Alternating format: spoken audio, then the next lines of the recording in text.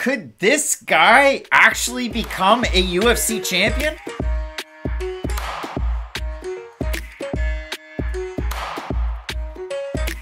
And welcome back with the latest episode of Fight Night Picks, Parry and Counter. And this is a series that we did during the pandemic, or at least the start of the pandemic, and it was met with a lot of success. So we threw it on out there to you over on YouTube and asked for some suggestions, some comments, some questions, and we're going to do our best to answer some of those. If you want to see some future questions used in our videos, make sure you comment down below and let us know some topics that you'd like to see. Well, a couple of days ago, William Recanatini asked us, what's next for Ricky Tercios?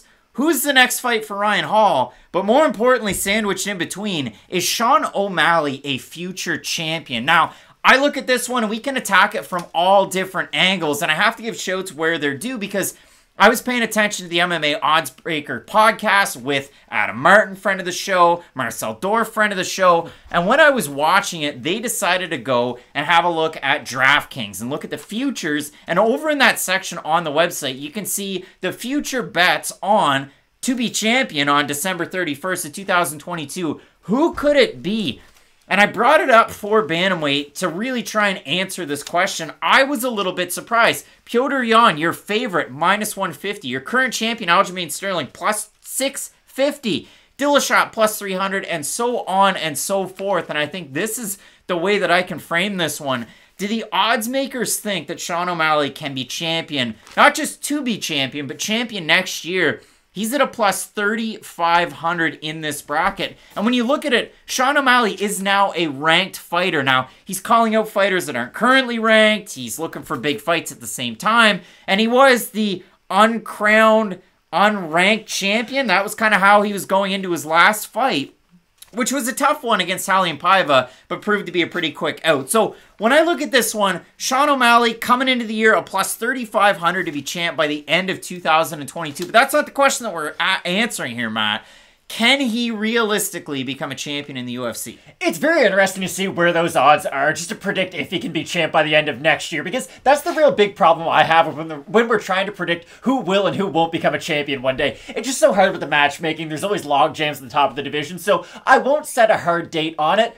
But yeah, I do think Sean O'Malley can become a champion one day. Now, it's going to be very, very interesting to see how the UFC wants to develop him, and honestly, how Sean O'Malley wants to develop himself. Because when I was just looking up some Sean O'Malley things on the internet trying to get ready for this video, it was weird. I ended up listening to a Kevin Lee interview talking about Sean O'Malley, and he was like, hey, I kind of wish I did the Sean O'Malley. I wish I picked all my own opponents, and then I'd probably still be in the organization right now. So for O'Malley, I do think it's important. Where does he see himself at the end of the year? Now, you had brought it up, him calling out unranked fighters. I think that unranked fighter that he's been calling out in Adrian Yanez is actually a bit of a springboard for him to almost go further up the rankings, because I think those prospect versus prospect fights can be great when they are in just on the outside of the rankings or just at the lower end of the top 15. So personally, I think if they do O'Malley versus Yanez, that's one of those everybody wins kind of fights, because even if O'Malley loses and even if Yanez loses, to be completely honest, they can both have very, very bright futures from here on out. Now, I did look back at Conor McGregor's record, and I was like, okay, how did the UFC get him to a title shot? And they ended up doing another one of those classic prospect versus prospect fights. A lot of people will remember those stats where it was like, hey, remember Conor McGregor beat Max Holloway by decision all those years ago? I could see Yanez versus O'Malley kind of being like that fight for this division, where it doesn't really matter what the outcome is. Both guys are going to go on to have very, very bright futures, but the winner is going to get a massive spotlight on him. Now, from here on, it's going to be really interesting, because let's say he does beat Yanez. That's going to be a very big fight. What do you do next? I don't think people are going to be happy with what I'm about to say, but I think matchmaking-wise, and if you do want to get O'Malley up to the top of the division, I think this is the play, and I'd love to get your opinion. Hey fellas, this episode of Fight Night Picks and Parry Counter is brought to you by our favorite producers of grooming tools, Manscaped. The global leaders in below-the-waist grooming are leaving 2021 with a new product. And listen, clean yourself into the new year with their new Ultra Premium Body Wash. Also, there's a special offer alert. Use the code FNP for 20% off and free shipping at manscaped.com. 4 million men already trust Manscaped, so it's time to join them now. Listen, Matt, I asked you this question the last time we did an ad read, and I threw you for a little bit of a loop. So hopefully you've thought about it from then until now. What was the highlight of your 2021, and what are you looking forward to in 2022? So I guess I'll try to keep it in the MMA umbrella again. I'm happy for Glover Teixeira getting a UFC title into his 40s. When you think his career is dead and gone, he was able to bring it back and get a UFC title. I was pretty happy for that to happen in 2021. That felt very nice. In 2022, I just want the channel to keep on growing, and I want to keep on using these great Manscaped products. Well, I mean, to me, moving forward, 2021, great year. Another MVP award in the bank. We made it a three-peat. We had a lot of fun. And I mean, if I'm looking around here, you know what I want, Matt, for 2022? I'm going to go a little off script here. I want a banner year. I want a Fight Night Picks banner year. I want to have a lot of crazy fun, get insane, bring the banner to some live events, and get to meet some of the people out there. So, I mean, listen, as the banner falls. 2022, it's on its way, and the last thing you want to be is the guy with overgrown hair getting in your way of making this your best year yet. 2021, listen. It sucked, and that's why Manscaped, they're trying to make a splash and upping your grooming game. Their signature Lawnmower 4.0 is here to take over or down every hair in its path. Now, if you pick up the Performance Package, you're going to get the Lawnmower 4.0. It has all sorts of great features. The 4000K LED light is the thing that I really like the most, but listen, in the last month or so, I was on the road. I brought the Manscaped products with me, and 1, 2, 3, bang, bang, bang. The LEDs go up, and I turn the travel lock on. And listen, maybe you forgot your charger at home. Maybe you've been in the unfortunate spot I have traveling, and then your razor turns on as you're traveling, and then you have no battery left, and you have nowhere to go, and you're in a little bit of a pickle. So they're helping you out right there. And if you check out some of their other products out there, the Weed Whacker, nose and ear hair trimmer. Don't have your hair yet. Sure, I'm going to have it based on the way that my squirrely brows are growing in. And my nose hair. Wow. Oh, yeah, it gets in there. It does the job. So, listen, they have all sorts of great stuff over on the site, including their newer products, the great body wash. Now, again, it says right on there, ultra premium cologne fragrance refined. If you know their cologne fragrance and you like it like I do, it is definitely great to be able to smell like that. And oh, by the way, I've got the cologne right there. So maybe if you're thinking about it, check them out. Use the code FNP for 20% off and free shipping at manscaped.com. I'm all in on confidence and smelling good this new year. Join me with Manscaped. And as they always say, listen, you're getting 20% off and free shipping with the code FNP at manscaped.com. That's 20% off for free shipping at manscaped.com with the promo code FNP. Happy New Year from Manscaped, and Matt, I'm really looking forward to a busy 2022. It's going to be a great one. Let's get into it. I think you go from Yanez to Corey Sandhagen, and I know that's a big jump, but in my mind, when I was doing sort of the McGregor parallels, okay, he went from an unknown to Max Holloway, beat Marcus Brimage. We can kind of skip that fight if we're in the Sean O'Malley boat. Then he went to Dustin Poirier, who was the 5th-ranked guy in the division, was coming off wins, like he was looking really good, and I think O'Malley's going to have to make a similar jump in his career if he does want to get in that title picture. Brimage, Holloway, Diego Barandao, and then Dustin Poirier, the way to go. But the reason I bring the odds up to start the video, this is the thing that I find most interesting about these futures, because Sean O'Malley is a plus 3,500 to become champion by the end of the year. Compare that to Rob Dvalishvili, who's plus 3,500. He's ranked 6th in the division. Then you look up, Henry Cejudo, plus 2,500. He's not currently competing. He's retired. Jose Aldo, plus 650. And then I look at the rest of the odds out here and the fighters that are ahead of Sean O'Malley, who's ranked 12th as of today, the end of December 2021. You've got Corey Sandhagen, plus 4,500. He is ahead, ranked 4th. You've got 5th-ranked Rob Font, plus 7,500. Dominic Cruz, plus 4,500, kind of in the same bracket as Sean O'Malley. I find it crazy that the guys that are ranked higher have less of a likelihood in terms of the odds makers with DraftKings at earning a shot at the belt and becoming champion by the end of next year. There's a lot riding on Sean O'Malley. So when I go through all of that, he has better odds than guys that are ranked in the top 5, currently ranked 12, not calling the top guys out. So when I really focus on this with Sean O'Malley, my big question is, and it's something I talk about a lot with Fight Night Picks, 5-tool players. And people always go, well, Craig, what is a 5-tool player? Well, a 5-tool player in baseball has speed, they can hit for power, they can hit for average, their fielding, and their throwing abilities. Those are your 5 tools. Well, then you say, like okay, Robert Whitaker. Well, Craig, okay, well, Robert Whitaker can mash a baseball. He can hit for average. He's such a good player. But when you focus on it in MMA, I wrote down 5 or 6 different ways that I can come up with a 5-tool player in, well, MMA. And this is what I came up with. So if I look at it, speed, Same thing as baseball. That one counts. Striking offense, striking defense, grappling, and fight IQ. And I give grappling an overall total. I could go defense, I could go offense, and I could count fight IQ as maybe a 6 cents. But I'm going to count fight IQ in this one if I'm just talking about it for the purposes of Sean O'Malley.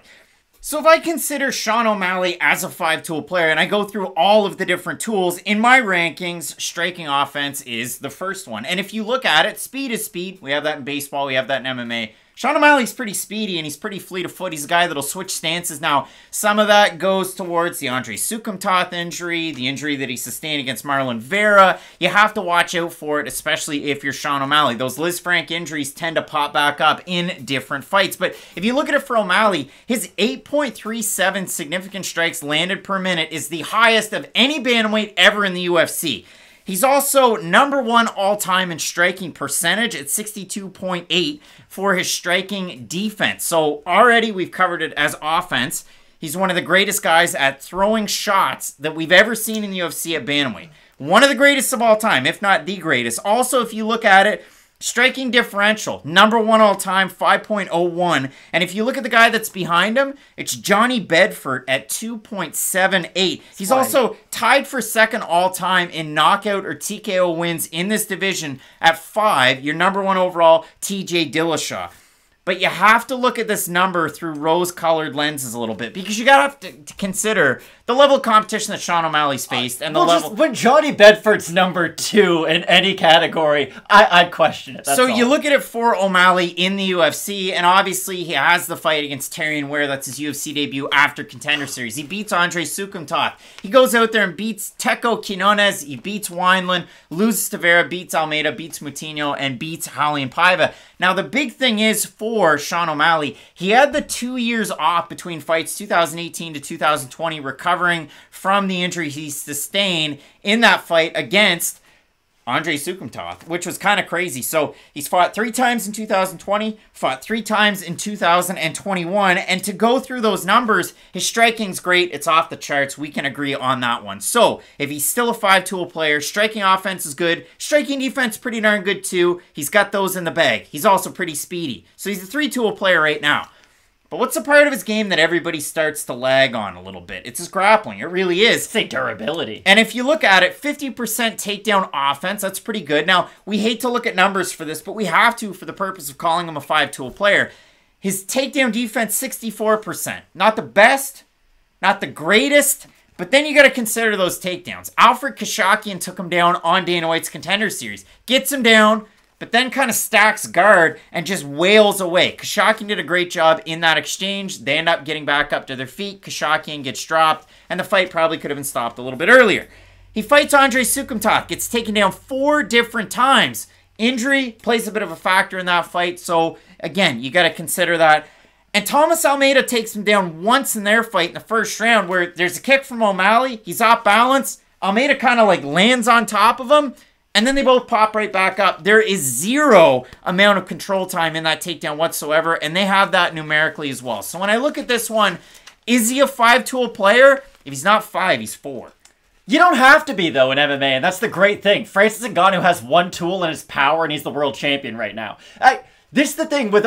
Here's the problem with all those numbers. Do you think O'Malley can be champion? Because those numbers don't really give me... your opinion on it. So the reason why I bring up the numbers, the reason why I want to talk about 5-tool players is you have to consider the lower weight classes. And at 155, your champion Charles Oliveira is a 5-tool player. He has the fight IQ. He has the grappling acumen, striking offense, defense, and speed. You look at it at 145, same thing can be said with Volkanovski. You look at it at 135, and if you look at it for Aljamain Sterling, fight IQ, maybe that's his 1 knock out of all of them, but his fight IQ's really good. He just pretended that one time. His striking defense, maybe? That's the thing. When I look at everybody at the top of 135, I can poke holes here and there, but when I look at it for who can become champion by the end of 2022 and then apply it to Sean O'Malley, Petr Yan has all those skills. Aljamain Sterling has all those skills. So then I go down through and I really have to try and figure out, okay, if there's matchups that we want to try and exploit for Sean O'Malley, for him to become the champion with everybody that's ahead of him in the rankings, these are the guys that I think that could prove a tough test in that one aspect of grappling. Frankie Edgar, Pedro Munoz, Dominic Cruz, Merab. Then you got Jose Aldo, TJ Dillashaw, and Aljo. When I look at just those guys, I think they're the toughest test as far as that grappling is concerned. And then the striking gets a little bit wonky. But when you look ahead in the rankings, wouldn't you sooner a guy to become champ not fight down but fight up? I just think O'Malley's trying to think about it from a star-making potential. If I can fight Adrian Yanez, who has a lot of eyes on him, who is an easier fight if we're all being honest, because he is outside of the rankings, there's a lot less known about him, then yeah, I don't see why O'Malley wouldn't just keep on doing what he's doing. This is my only advice to Sean O'Malley, and I guess he does watch our stuff that one time. I was going to say, it's not like he cares. This is the thing about O'Malley. If he doesn't fight Merab Dvalishvili on his way to the title, he's going to get a title shot probably in the next 18 months, because this is the problem, and this is the thing about MMA that no one likes to acknowledge, but it's the truth. This sport's a lot closer to boxing than anybody likes to admit. So the only reason that we really have rankings in the first place is because it was a part of the initial Fox deal. It was just a way to make so the more casual audience follow along a lot easier to figure out, okay, this guy's closer to the title than that guy. So I don't put a lot of stock in the rankings personally. I think if you do the O'Malley versus Yanez fight, it's one of the rare instances where you could do a 5-round prospect versus prospect fight. I know it doesn't happen often, but like you said, Marcus Brimage versus Conor McGregor was one. I know that was in Ireland, so it was a little bit different. It's kind of a hometown fight. But for O'Malley and Yanez, you could easily do that in Houston. You could do that in Phoenix. Like, there's some big venues that I think they'd be able to get away with making that a headlining fight. Or even maybe, like, a main card pay-per-view type fight. Like, you would at least need to give it a little bit of promotion, a little bit of shine. And after that, I think you can match O'Malley up with anybody in the division as long as they're not a wrestler. I really do think that the UFC is going to do one of those like, oh, we have our 10th ranked guy against the 3rd ranked guy in the world. And if O'Malley being the 10th ranked guy is able to get the win, I think they are going to try to fast track him to a title shot. Now, that might be the best thing for his career. That might be the worst thing for his career. Because at the end of the day, it's up to Sean O'Malley to win the fights that are ahead of him. But personally, I do think that they are going to go with either like a Sandhagen, maybe even a Rob Font matchup. Font's coming off a loss to Aldo. Because those guys are primary strikers who, yes, they might be slightly better than Sean O'Malley at grappling, but it's not like Rob Font and Corey Sandhagen throw a lot of double leg takedowns in their MMA fights. So I think those are easy fights that you could put together. They'd be very fan-friendly fights no matter what. And if O'Malley is able to win against either Font or Sandhagen, I think it is a pretty easy way to get his name at least in the title talk. Maybe his next fight won't be for the title, but anybody in that top 4, top 5 range is always sort of 6 months away from a title shot. So if you want the true blue answer, we talked about the path to the title, the path to get way up there, and I think for Sean O'Malley, a couple of lucky breaks, and you're right there near the top. And then you got to consider that top 3. I mean, Jose Aldo is one of those guys. We saw Marlon Vera take on that test. He wasn't able to pass it. He passed the test of beating Sean O'Malley. Whatever Sean will say, whatever you guys are going to say, and even in Sean's bio, he still has it as 15-0. It was a weird fight, though. But when I look at it for O'Malley, maybe he takes a fight against Yanez. Maybe he takes a fight against one of those 10 to 15 guys. But those fights aren't very easy. We see it right now. As of December 2021, there's a fight book between Song Yadong and Marlon Moraes. And I bet if Sean O'Malley would have signed the contract maybe sooner, he could have gotten a fight against a guy like Moraes. Obviously, Ricky Simone just fought Rafael Assunção, so in a Assunção fight, that's off the board. That would have been an easier one. O'Malley versus Simone would be a fun fight, though. But then when you look up a little bit further, it starts to get very interesting. Now, I named all of the grapplers that were out there. I'd love to see a fight between O'Malley and Sandhagen, but it feels like maybe that one's a little bit too soon. I have a hard time, though, when I look at the very tippity top to see Sean O'Malley beating Petr Yan and having a very, very good fight against Aljamain Sterling in order to win the belt, in order to get the title shot. So for me today, to answer the question, William, I don't see Sean O'Malley becoming a champion in the UFC. I don't think you're giving him enough credit for the improvements that he's made in a short time just being in the UFC. And I know he had time off. I know he's had some weird injuries. But he is a massively improved fighter from the guy that we saw on Contender Series. And if he can still just make minor improvements from here on out, I think he'll be in the top 5. Here's my prediction. Will he be champion by the end of next year? No. He'll be in the top 7 of next year. And I know, he's ranked 12th right now. That's not much of a hot take, but you get the idea. I think he will at least be in the top 10, and I think Sean O'Malley will headline a fight night card next year. That will be my big hot take. Will he get the title? No, because that's the problem. Like, Petr Yan only fights once every 6 to 8 months. So you have to think, okay, is he going to be the next guy to fight Petr Yan? Well, no, that's probably going to be Aljamain Sterling. Okay, well then will he be the next guy? Well, no, they're probably going to do Jose Aldo next because he just won a main event. You get the idea. Like, there are a few guys ahead of him, so we will have to wait no matter what, but I do think we'll see O'Malley at least in a headlining spot by the end of the year. 100%. So, William, if we answered it for O'Malley to become champion, It's a no from me, dog, for now. But listen, he definitely has made huge improvements from that fight against Alfred Kashakian on Contender Series so many years ago to the 27-year-old in front of you right now. 15-1, just cracking the rankings. Let us know what you thought of the video with the Parry and Counter series. And hey, hit us up with some comments down below and let us know which topics you'd like to see next. Absolutely love doing these videos for everybody. So make sure you check out the rest of the videos in the playlist. Matt, as we always say with Fight Night Picks, let's get into it.